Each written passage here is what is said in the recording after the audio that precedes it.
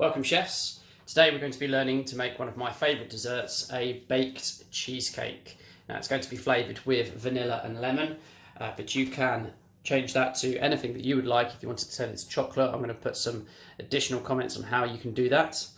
Please remember before you begin that you are supervised by your parents or carers, that you've got somebody taking responsibility for you. Make sure you've completed your PPE checks, you've got no jewellery on, your sleeves are up, hands are washed, hair's out of the way, and you're ready to begin. Then organise your mise en place. So read through the recipe first, then organise all of your ingredients and all of your equipment, weighed, measured, ready to go. You can see here, I've got my mise en place ready to begin my practical. So first off, we're going to preheat the oven to 140 degrees if it's a fan oven, 150 otherwise. We keep it on quite a low temperature because we don't want the top of the cheesecake to over colour. So we're just going to keep it at 140 today for our baking. Then we're going to take 90 grams of butter and we're going to melt that. So I've just turned that on, ready to melt. And then here we've got 250 grams of plain digestive biscuits. Now I have crushed these biscuits.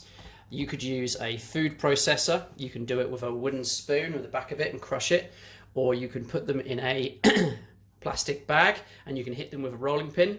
However you go about crushing your biscuits, what you want to achieve is a fine sand-like texture. Not too many lumps, but at the end of the day, the lumps do give a contrast in texture when you're eating the base of the cheesecake, so it's not horrible. Finally, these are digestive biscuits, but you could supplement it for any other type of biscuit you like as well. Ginger biscuits work quite nicely, but if you were looking for something a little bit more chocolatey, so Oreos would be good, or cookies, something that's got a different flavour if you wanted to make it a chocolatey dessert. So while we're waiting for the butter to melt, we can be getting on with the next stages of the recipe. Here I have got a spring form cake tin. Now it's not the end of the world if you don't have one of these, any old cake tin will work, but a spring form tin is better because once it's cooked, you can get underneath it and you can push it out of the bottom. First thing we want to do is we want to grease this. So take a little bit of butter and just rub it around the sides and the base. Once it's all covered, you can throw that away. We're also going to then line our cake tin, and we're going to line it with a little baking cartouche. What you need is a square of paper, roughly the same size, no smaller than your tin. You're going to need to fold that in half, then in half again, keeping track of where the centre of that piece of paper was. So in half, then in half again. You can always watch this back later or Google it. In half, then in half again. And then it's like making a paper aeroplane or a paper fan. Fold diagonally, north to west, into that point, and then measure from the centre of your tin out to just inside the base and cut off the excess. So you see I'm cutting off about just the top 2 inches there. Get rid of the top bit and unfold the bottom and you'll have a perfectly fitting circular liner for the bottom. It's a little bit easier than just tracing it out and cutting it in. It fits perfectly inside. Now while that's been going on, I have melted my butter. So I'm going to put my tin away to the side for a second. Here is my melted butter, and I'm going to straight tip my digestive biscuits into the saucepan there. Then, using my folding technique, which we've learnt about before, in a figure of 8, I'm going to stir to combine these 2 ingredients. You should notice that it changes colour slightly and texture. It'll go a little bit darker brown and it will start to get lumpy. Make sure you've stirred until you can see that all the butter has been absorbed by the biscuits. and then tip it into your base.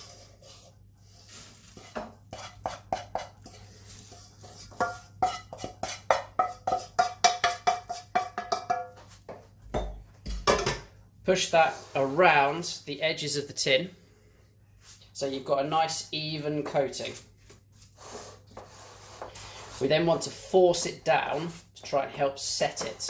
Now you can use the back of your wooden spoon for this. Go around the edge and just use the back of the spoon to tap, tap, tap, tap, tap it down so you've got a nice even coating.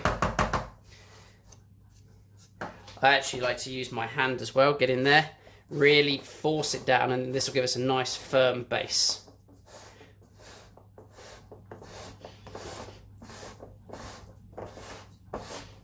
There we go. Most importantly now as well, put that to one side and go and wash your hands. Move your dirty equipment out of the way. Wash your hands in hot soapy water, and we can move on to the filling. Now the filling, this being a baked cheesecake, is going to involve some raw eggs. What we've got here is 500 grams of mascarpone cheese and 250 grams of caster sugar. And we are going to beat these. Now, I've got a spatula here, but you could also use a wooden spoon. You do not want to use a whisk. We're not trying to whisk this. We're not trying to incorporate air. We are just trying to combine these two ingredients. So whisking is the vigorous mixing of two ingredients, trying to combine them. Sorry, that's beating. Beating, vigorous mixing of ingredients. So keep moving it around, beating these two ingredients together until you can see no more sugar in the mixture. Make sure you're not losing any over the side. Once that's beaten together, then we're going to add in 3 whole eggs. We'll quickly use a fork to beat these separately. Always beat your eggs separately before you add them into anything else, so you can check that you haven't got any eggshell in there. Add your 3 eggs in, and then beat that ingredient in as well. Be careful, because now it is quite a wet mixture and it will slop out of the bowl if you are too vigorous. So be gentle with it, run the spoon round the edge, incorporating, mixing those two ingredients.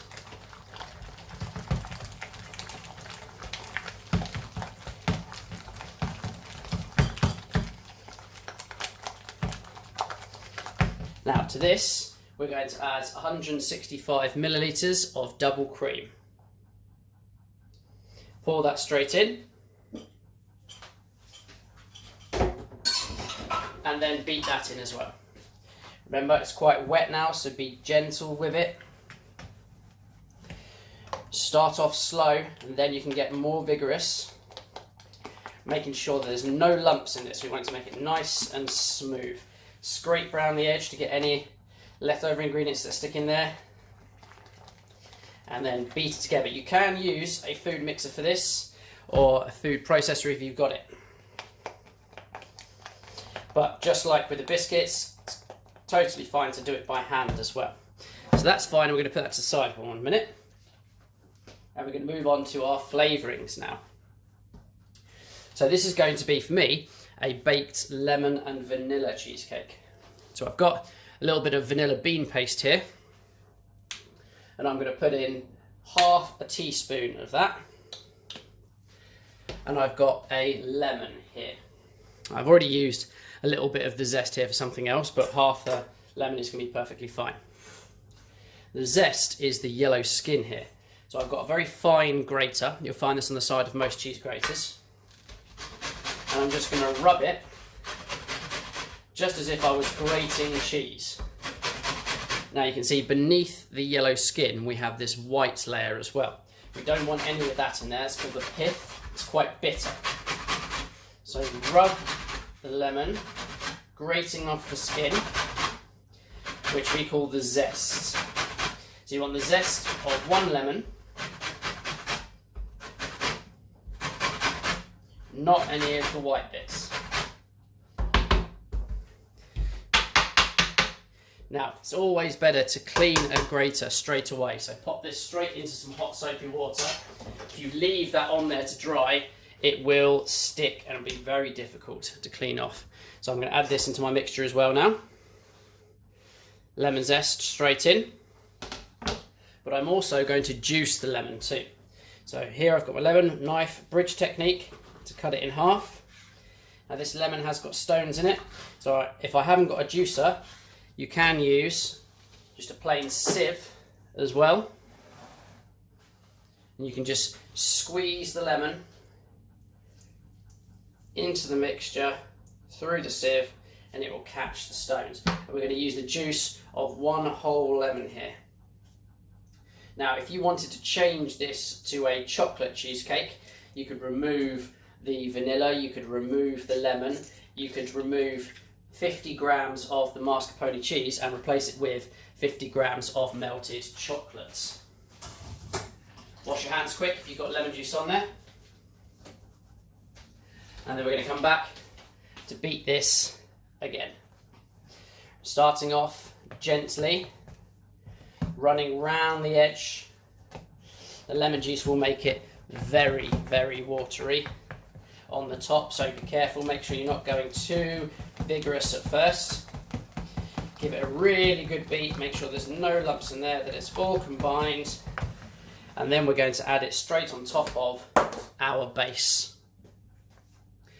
So pour that straight on there, and then in a minute we're going to smooth out to make sure we've got a really nice uniform top. So this is why spatulas are great, because they're really great for scraping the bowl.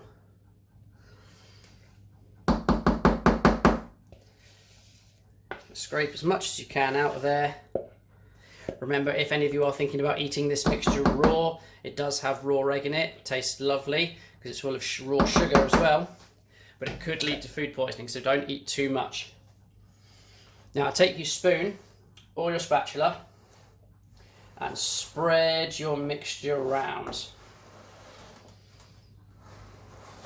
We want a nice, flat, even top. Now you might find that your spatula or spoon is leaving some trails.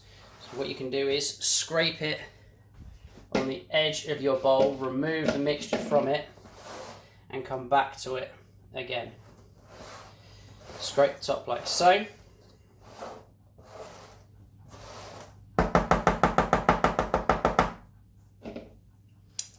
And that's ready to go in the oven. So we preheated the oven earlier to 150 degrees. If it's not a fan oven, if it is a fan oven, 140. Place it straight into the middle and we're going to cook it for 1 hour. It needs an hour to bake properly, so leave it like that for an hour. Now, while you are waiting for it to cook, you can do the washing up. But we're also going to learn how to make a berry coulis today. So this is a fruit sauce, which will pair lovely with a lemon and vanilla cheesecake. So in here, I've got 300 grams of frozen berries. Frozen berries for this is much, much better than using fresh, which is much more expensive. And I've got 100 grams of caster sugar. And what I'm going to do is I'm just going to pop that on a medium heat. I'm going to stir it occasionally until all of the sugar is dissolved and it's thick and saucy, and I'm going to turn it off. Welcome back. So after a couple of minutes, my coulis has dissolved. So you can see here the berries have broken down into just a thick, fruity sauce. Now from here, I'm going to pass it through a sieve. So I've got a mixing bowl with my sieve over the top, and I'm just going to pour the fruit straight into the sieve, and I'm going to pass it through to remove all of the seeds. So once again, when you're sieving, don't force it through. So give it a little shake, give it a wiggle round, but don't force it through. Forcing it through, pushing it down, will force the seeds through. We just want to force the liquid through. So you can move it backwards and forwards a little bit, but don't try and push it through. We want just a nice, thick, fruity sauce to come through. and this is going to help garnish our dessert. So just scrape it backwards and forwards, don't try and push it through. There we go. Now, I'm going to leave that to cool, and I've still got another 40 odd minutes or so on my cheesecake, so we'll come back for the presentation when the cheesecake comes out of the oven later. Welcome back, everyone. So after an hour in the oven at 140 degrees, my cheesecake is cooked. Now, once it was reaching the hour mark, I turned the oven off and left the cheesecake to cool completely in the oven. This helps to prevent any severe cracking on the top. I can still see that I've got a few cracks just at the surface layer, but the rest of it is looking pretty good. So we're going to take this out now. Firstly, I'm going to run a knife round the outside just to loosen it. It was greased, so it should come out with a little bit of ease, but it's always best to run the knife around first. Make sure that it's loose. So run that knife round. Now, if you haven't got a spring-form tin, you're going to need to turn this upside down with a plate and try and wiggle it out.